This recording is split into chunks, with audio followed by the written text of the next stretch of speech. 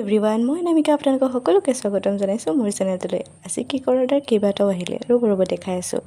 এনেকৈ যেন ভাল লাগিছে নাই লগা ন এইটো কেনেকুৱা লাগিছে কওকচোন বাৰু এইটো হৈছে দিনটোৰ প্ৰথমটো অৰ্ডাৰ আৰু আপোনালোকক যে কৈছিলোঁ ফাৰ্ষ্ট অৰ্ডাৰ এটা কাপ কেক দিয়া হয় এইটো ৰেডি কৰি ল'লোঁ এইটো আছিল এটা বেণ্ট কেকৰ অৰ্ডাৰ তাৰপিছতে হঠাৎ ফোন আহিলে যে 1 পাউণ্ডৰ এটা কেক 6টা বজালৈ ৰেডি কৰিব লাগে আৰু সেইটো কাম কোড কৰি পেলাই মই ওলাইছোঁ টাউনত এটা ফাৰ্ষ্ট কেকটো ডেলিভাৰী দিবলৈ আৰু লগতে বজাৰো কৰিবলৈ আছে কাপ কেকটো ক'ত লৈ গৈছোঁ দেখিছেনে আৰু কাষ্টমাৰ পৰা চিনি পাইছেনে আগতে বাৰু ভিডিঅ'ত ওলাইছে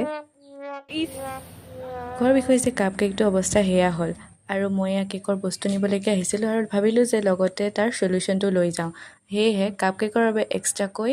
মই ইয়া বক্স লৈ আহিছোঁ আৰু লগতে বাৰ্থডে এনেকৈ ষ্টিকাৰো আনিছিলোঁ আৰু টাউনৰ পৰা আহি হাত মুখ ধুই লাগি গৈছোঁ কেকটো কমপ্লিট কৰাত যিহেতু 6টা বজাত নিবলৈ আহিব বুলি কৈছিলে আৰু তেওঁলোকে ডিজাইনটো কাষ্টমাইজ কৰিছিলে আৰু সেই ডিজাইন মতেই মই বনাই দিছিলোঁ আৰু লগতে এইটো পেকিংটোও কৰি লওঁ বুলি ভাবি ৰেডি কৰিলোঁ এতিয়া আকৌ কাপ কেকটোৰ বাবে ৰেডি কৰি লওঁ যিহেতু ফাৰ্ষ্ট অৰ্ডাৰ আছিলে তেওঁৰ সেয়েহে কাপ কেকটো ইয়াৰ ৰেডি কৰি লৈছোঁ আটাইতকৈ টান কামটো হৈছে এইটো বহুত সময় গুচি যায় মোৰ লগত